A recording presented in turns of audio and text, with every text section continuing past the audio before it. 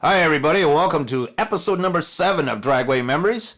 Terry Sink coming down the quarter mile there at Cayuga in the high and mighty, chop top, hammered down Camaro out of Western New York, we're thinking. This is a cool car here. Brinjack and Warner taking on Albin Gauthier out of Montreal. Albin's car, the Rick Petrie. Hurst machine, which was the ex-Petrie machine. All right. Yeah.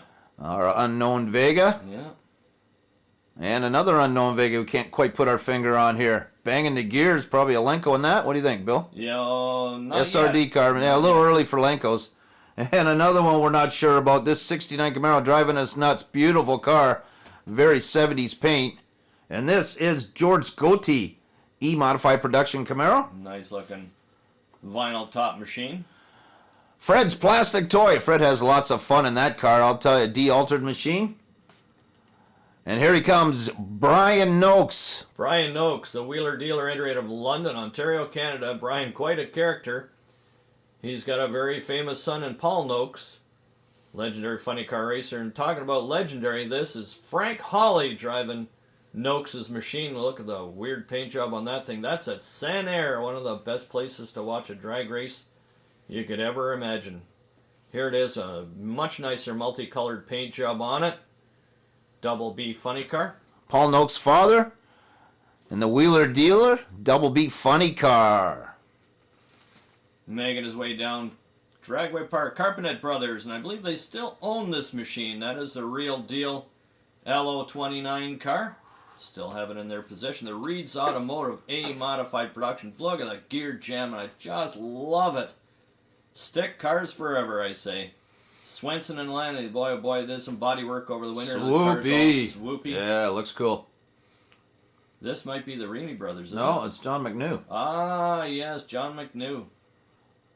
Nitro burning machine, hazes the tires. I don't remember all this tire smoke, but hey, the video doesn't lie, and No. this is amazing footage. Carl Miller. Carl Miller. Beautiful Still active Corvettes, today, yeah. too. Must Bennett be a time Serena. trial. Bennett and Siri. This is an old Albin Gauthier Pro Stock card. Not sure who's running it now, but I know at one point it was out of the Action Performance Stables in Montreal. Trower and Heinauer G Gasser, small, high RPM V8 stick car. Action Automotive machine. I love the stick shifting action there. Corvettes, all kinds of them. Very popular back in the day. Most of them are restored now. The Shadow He knows. shoots out early at about 1,200 feet. This is John Julius and the Julius and Kennedy machine, now a famous engine builder. Boutique small block Chevys. Bernie Agaman, the Urveg Agaman machine. This machine's in the States. The Urveg machine is Ollie Stephan's car now. 454. Yeah. Everett and Forrest. Chili Willie after 1 year only. Everett and Forrest ran in modified production for a couple of years. The same Forrest and Forrest Racing those guys are still active today too. There's Vince Vanny banging gears in the Racing Head Service 5.5 Chevrolet. The car, truck, and trailer were stolen, unfortunately. Southern Ontario wouldn't be complete about a story without the Vanny brothers, the Mr. Rough number 2 here. Big old lumbering machine. So they're obviously a Mr. Rough number 1 somewhere.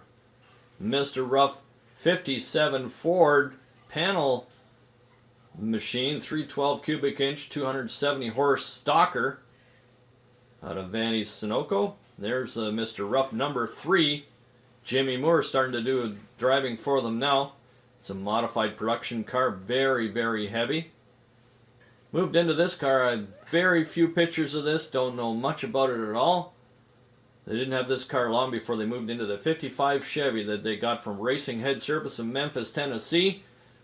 There's Vince Vanny pushing the thing up there. G-modified production car. This thing 8 transmissions and drive shafts like for lunch. When it ran right on the record. Then Jimmy Moore driving this car was in the TID Mini Pro Series. Moving into this car, Parkdale Automovenny Brothers and Davidson machine, also built specifically for Mini Pro. And then from there they move into this killer Super M through K automatic piece. This car was tricked. This is the second Racing Head Camaro.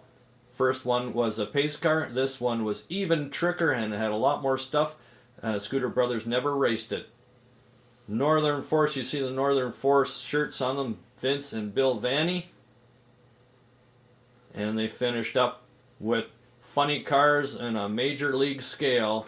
Bob Elliott doing most of the driving on these machines. They were a force to be reckoned with. 007 Camaro, Norm Fryer coming up now. 69 Camaros make the best race cars. 427 4-speed in that car. This is Lanza brothers. a Rag Cuda with a Hemi. Yeah, later became the Steve Bagwell multicolored car, which it's actually a 70 triple black car, now restored and worth $1 million. Tony Luminoso in the Provincial Towing Superstock D car against John Kunzak in the Superstock D 427, both on 427 4-speed, 69 Camaros. A little flyby, and we'll get on with it in a sec. All right, we're back again. Bennett and Sirianni, Carl Bennett, Ronnie Sirianni, they used to race each other at Englishtown and Atco all the time. They got together as a team, and boy, oh boy, they're unstoppable. Ken Montgomery in the Triple Nickel, original car. The Montgomery family still owns this car today. They bought it new back in 1965. The Psychotic Reaction Superstock B Corvette. Corvettes also make neat race cars. Here comes man, yeah. chasing that Malibu to the top end. Might be Paul Dilcher. Could very well be. Bernie Agaman.